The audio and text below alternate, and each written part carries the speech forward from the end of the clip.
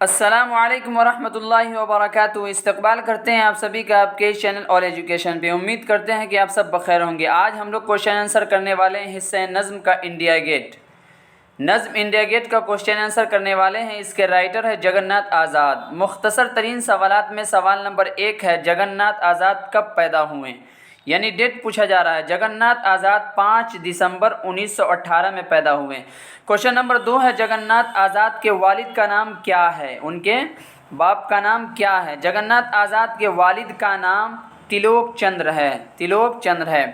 Question number 3 ہے، India get کہاں واقع ہے؟ انڈیا گیٹ کہاں ہے؟ انڈیا گیٹ دہلی میں ہے۔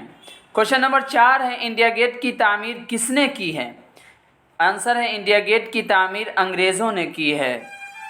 اور مختصر سوالات میں سوال نمبر 1 ہے، اس نظم میں شاعر نے جو کچھ کہا ہے اسے 5 جملے میں لکھیے۔ اس نظم میں شاعر نے انڈیا گیٹ کی عظمت کا ذکر کیا ہے اور یہ بتایا ہے کہ یہ ہندوستان کی تاریخ کا ایک روشن دروازہ ہے۔ اگرچہ اس کی تعمیر انگریزوں نے کی ہے، لیکن اس کے باوجود اس سے ہندوستان کی عظمت کی پہچان نمایاں ہوتی ہے۔ کوشچن نمبر 2 ہے، نظم کی مختصر تعریف لکھیے۔ نظم کی مختصر تعریف لکھیے۔ نظم لغت میں پیرونے کو کہتے ہیں، اصطلاح میں جس میں کسی خاص چیز یا جگہ کی عظمت اور اس کی خوبی کو الفاظ کی سیٹنگ کے ساتھ نظم کیا جائے، اکٹھا کیا جائے۔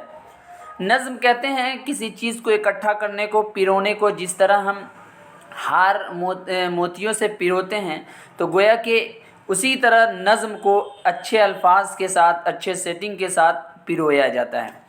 کوشچن نمبر 3 ہے، ضمیر کی تعریف لکھیے۔ ضمیر کیا چیز ہے؟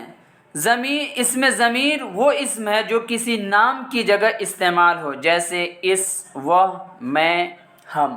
جیسے ہے نا، you, yours, it, he, she, her, its, یہ سب ضمیر آتا ہے۔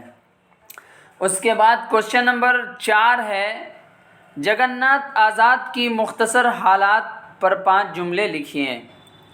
جگن ناتھ آزاد کے مختصر حالات پر 5 جملے لکھیں۔ جگن ناتھ آزاد ابتدائی تعلیم اپنے والد سے گھر ہی پر حاصل کی۔ 12 سال کی عمر میں انہوں نے میڈل کا امتحان پاس کیا اور موہن رائے ہندو ہائی اسکول سے میٹرک کا امتحان پاس کیا۔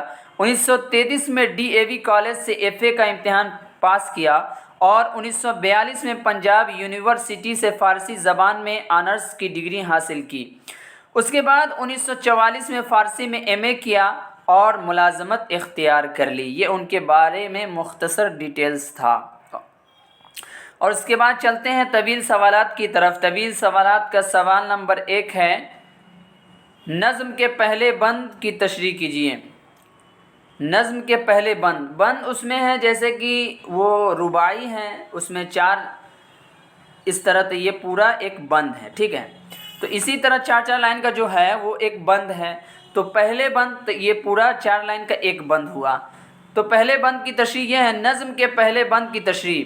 انڈیا گیٹ ہندوستان کی تاریخ کا ایک روشن دروازہ ہے، انگریزوں کی بنائی ہوئی خوبصورت تعمیر ہے، اس کی مدد کی نشانی ہے اور اپنوں کی غلامی کی دلیل ہے۔ یعنی اپنی غلامی بھی اس سے یاد آتی ہے اس گیٹ کو دیکھنے کے بعد۔ کوشچن نمبر 2 ہے، زیر نصاب نظم انڈیا گیٹ کا خلاصہ پیش کیجیے۔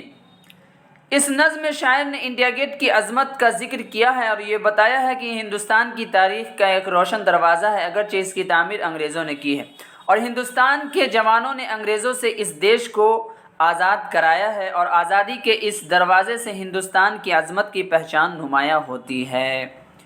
اس کے بعد کوشچن نمبر 3 ہے، جگن ناتھ آزاد کی نظم نگاری کا جائزہ لیجیے۔ جگن ناتھ آزاد کی نظم نگاری کا جائزہ لیجیے۔ جگن ناتھ آزاد محقق اور شاعر دونوں حیثیت سے ان کی اہمیت مسلم مانی جاتی ہیں، یعنی ایک تحقیق کرنے والے تھے، محقق تھے۔ جہاں تک کہ شاعری کا تعلق ہے وہ غزل گوئی اور نظم نگاری پر یکساں تیزی رکھتے ہیں۔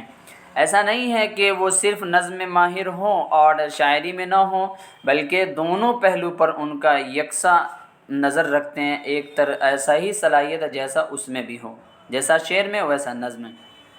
نظم میں بھی ایک خاص پہچان بنائی ہے۔ وہ ترقی پسند دور کے ایسے شاعر ہیں جنہوں نے اپنے غزلوں اور نظموں میں کلاسیکی اور روایتی رنگ کو پھیکا نہیں پڑنے دیا۔ کلاسیکی یعنی تیزی، اسپیڈ، یعنی ان کے اندر وہ صلاحیت تھی کہ نظم بہت جلد لکھ لیتے تھے اور بہت ہی عمدہ لکھتے تھے۔ اس کے بعد کوشچن نمبر 4 ہے، واحد سے جمع بنائیں۔ جو لفظ سنگولر ہے اس کا پلورل بنائیں، جیسے غیر ہے، غیر کا غیروں، مقصد کا مقاصد، اس کے بعد شخص کا شخصوں، دلیل کا دلائل اور باب کا ابواب، یہ جمع ہو گیا۔ امید کرتے ہیں کہ کوشچن آنسر آپ لوگوں کو سمجھ میں آ گیا ہوگا، اور پھر ہم ملتے ہیں دوسرے ویڈیو میں دوسرے سبق کے ساتھ۔ تب تک کے لیے اللہ حافظ، اور آپ لوگ اپنی تیاری میں لگے رہیے۔ چلیے پھر ملتے ہیں، تب تک کے لیے اللہ حافظ۔